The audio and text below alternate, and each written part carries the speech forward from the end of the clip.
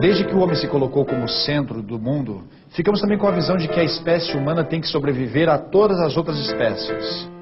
Num texto sobre a transitoriedade, Freud escreveu: a propensão de tudo que é belo e perfeito à decadência pode dar margem a dois impulsos diferentes na mente. Um leva ao penoso desalento, ao passo que o outro conduz à rebelião contra o fato consumado. Não, é impossível que toda essa beleza da natureza e da arte, do mundo, de nossas sensações e do mundo externo, realmente venha se desfazer em nada. E Freud também questiona se essa exigência de imortalidade não é produto dos nossos desejos, tão distante da realidade viva das coisas que nascem e morrem.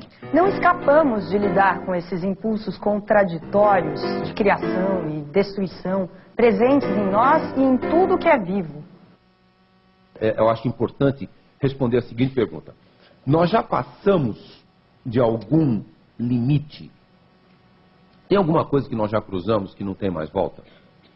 Ou pelo menos não tem mais volta numa escala de tempo humana? E, infelizmente, a resposta é muito provavelmente sim. E eu vou começar dando alguns exemplos para vocês de coisas que hoje se tornaram inevitáveis ou nós estamos na beira do precipício, que elas podem se tornar inevitáveis. Um é óbvio, todo mundo sabe, só que nós não introjetamos isso muito fortemente, que é a extinção de espécies. Isso já vem acontecendo há muito tempo. Biologicamente, espécies surgem e desaparecem. Isso faz parte da maneira natural que as espécies interagem com o ambiente e entre si. Só que nós estamos, hoje, os biólogos estimam que 3 espécies da natureza desaparecem por hora. Essa é uma estimativa grosseira, porque nós nem sabemos o número de espécies, então é difícil saber quantas desaparecem. Mas vamos tomar esse número como referência. Então, isso é inevitável, né? Desaparecimento de espécies é inevitável. Nunca mais a natureza vai reproduzir aquele experimento de gerar exatamente aquela espécie. E existe uma limitação na forma que a natureza cria espécies, que não é possível criar espécies. É fácil extinguir, não é possível criar.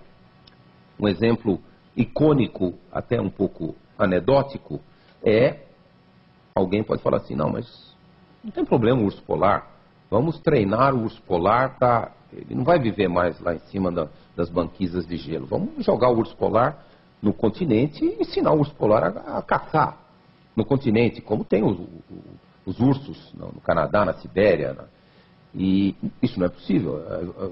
A evolução natural, as espécies não reagem dessa maneira.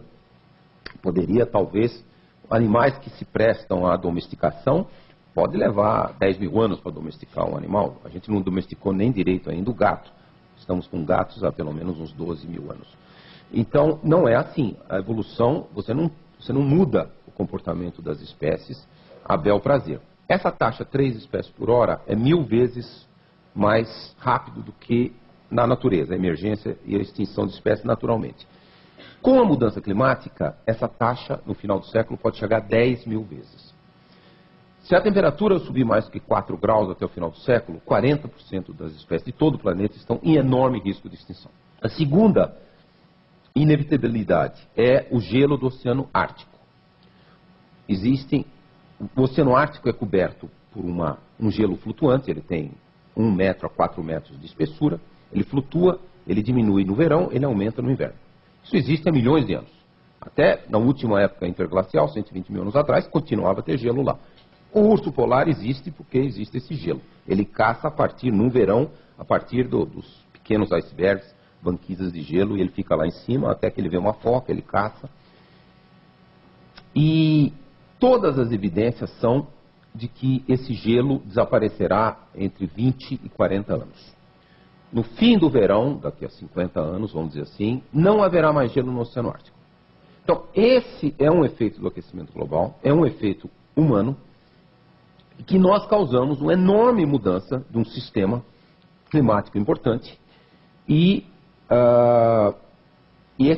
Hoje, os estudiosos, os cientistas da área do gelo, os glaciologistas, estimam que é quase líquido e certo que esse é um ponto de equilíbrio que já foi quebrado.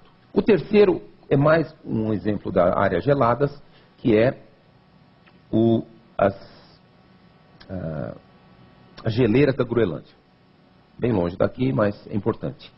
Também, os cientistas hoje estimam que existe 10, 15% de risco dessas geleiras se desestabilizarem por causa do aquecimento global e elas vão escorregar para o oceano lá para o norte, no Oceano Atlântico. E se elas escorregarem, num processo que pode levar 1 a 2 séculos, parece um tempo muito longo, mas não é tão longo, o nível do mar subiria qualquer coisa entre 3 e 6 metros. E se as geleiras da Antártica Ocidental se desestabilizarem, o nível do mar sobe mais 1,5 metro. Então nós estamos no risco de, em 200 anos, o nível do mar, se o aquecimento continuar, subir 6 metros, 7 metros. Isso muda toda a linha costeira e é um processo muito rápido e que, se não existissem seres humanos, a costa se ajusta ao aumento do nível do mar, como sempre se ajustou. O problema é que a gente colocou 25% da população mundial vivendo abaixo de 10 metros acima do nível do mar. Então, existe um problema. O documentário Uma Verdade Inconveniente simulou o que aconteceria se parte das geleiras da Groenlândia e da Antártida derretessem. If Greenland broke up and melted, or if half of Greenland and half of West Antarctica broke up and melted, this is what would happen to the sea level in Florida.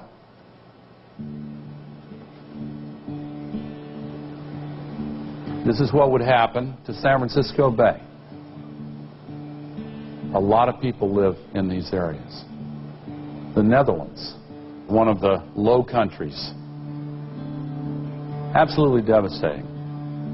The area around Beijing, that's home to tens of millions of people. Even worse, in the area around Shanghai, there are 40 million people. E não menos importante, por último, eu menciono a questão mais próxima nossa aqui, a Amazônia. É uma área que eu tenho pessoalmente feito muita pesquisa. E nós chegamos a alguns resultados agora quantitativos. Se a temperatura subir mais que 4 graus na Amazônia, vai haver uma desestabilização da floresta e 40%, 50% da floresta irá desaparecer. Isso mesmo que a gente não tivesse feito nenhum desmatamento.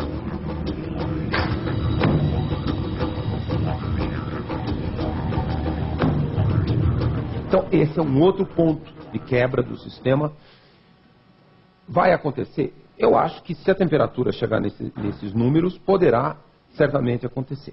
Esses pontos são pontos de quebra, pontos de instabilidade, em inglês se chama tipping points. Eles existem.